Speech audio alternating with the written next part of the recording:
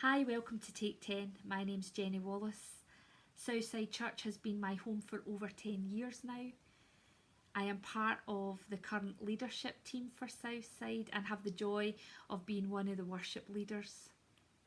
I love musical worship, and I would say that one of the things I have missed most is being able to get together with the bands and on a Sunday morning just being able to sing together and give glory to God in that way. It isn't quite the same on your own. I don't know about you, but sometimes I find it hard to clearly hear what God is speaking to me. So to help me, he will sometimes give a picture and just to help me focus.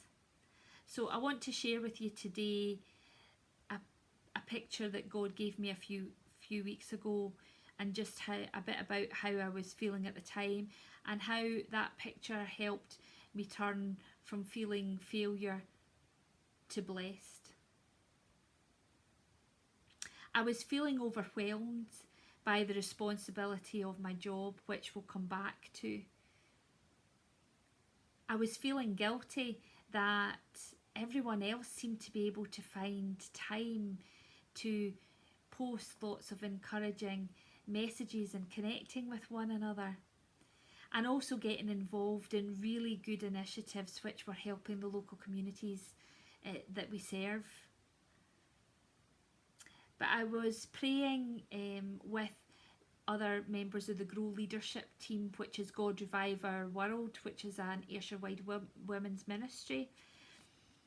And I had this picture unfold in my mind, which confirmed a word that had been in my conversations and my thoughts over the previous few days. And that word was reset. When I was praying, the picture of the car dashboard came up, and it was showing the car mileage and the trip mileage. Now in my job, I get to travel all over Scotland, so I'm fairly familiar with tracking the car mileage and the trip mileage. And this picture of the car mileage and the trip mileage, a finger came in to the frame and pressed the reset button on the trip mileage, and it turned to 0. At first I thought that this was about using time to reset. I had heard others talk about at a time where we can't be in our normal routine. Is it an opportunity to reevaluate what's important to us and start again? But as I prayed, I felt God speak to me further about the image, and that my attention was drawn to the fact that although the trip mileage had gone to 0, the car mileage had remained as it was. For me, I took from this that although this is a time where we can reset our priorities, possibly our relationship with God or other things, it was not a complete reset where we were starting from scratch. This was about how we could also use the benefit of the experience of the journey we've been on so far, so the total mileage of the car that's already been racked up, to help us reset for the next part of the journey in this trip. Also, the resetting the trip was just about taking that moment to pause and to breathe and to consider what this trip was as part of the bigger journey, but that it wasn't a complete stop or restart. I felt God was saying to me, look at where I've brought you from and look at what I've brought you through, and it's going to be okay. Therefore, the opportunity to reflect was not to wallow in the past or pine for things that as they once were, but to take the lessons learned, the assurance of how things worked out, and the comfort experienced even in the tough times to have confidence for the trip ahead.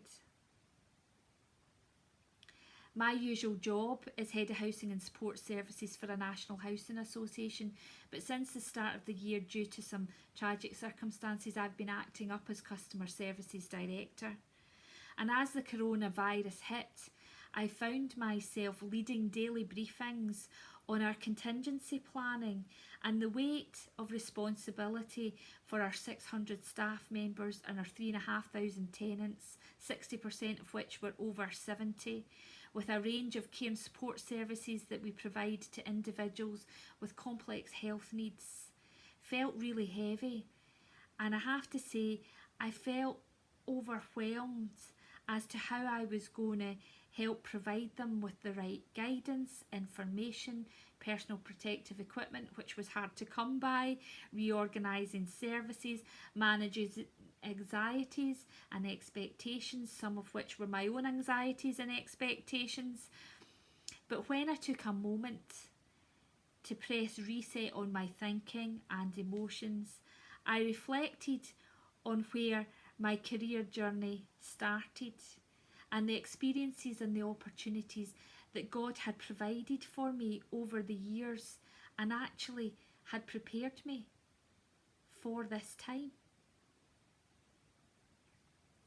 So over 20 years ago, and when I say that out loud, it scares me because, can I tell you, I don't feel old enough for it to be over 20 years ago, but it is indeed over 20 years ago when I qualified as a registered nurse and then went on to be a district nurse. And if you told me then that I would end up doing the job I do now, I couldn't have comprehended that. But I know that the experiences and knowledge that I've gained, paired with my natural need to be organised and plan things, has equipped me for what I'm needed to do in the here and now. And that God understands that at the moment that hasn't left a lot of time for other things, but I am where I'm supposed to be at this moment in time on this journey. And even when I look back over all aspects of my life, which has not always been easy or straightforward,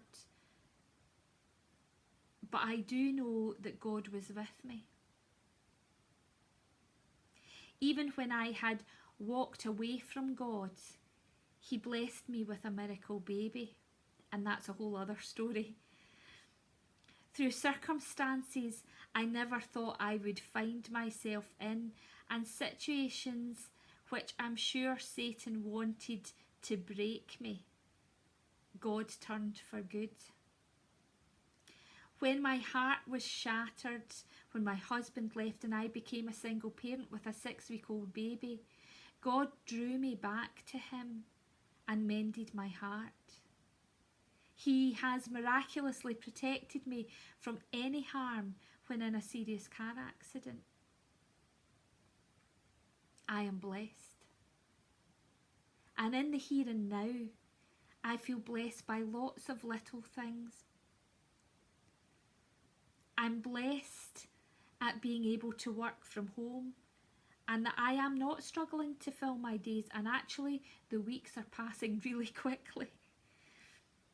I am blessed that my miracle baby, who is now 17, is fairly self-sufficient in his own homeschooling. He knows how to use the Mac, log on to his team site, do what he needs to do. Because can I tell you, I am not sure either Glenn or myself would have survived unscathed my homeschooling attempt. And I am in complete awe of all of you parents, grandparents and carers who are juggling this challenge in amongst everything else.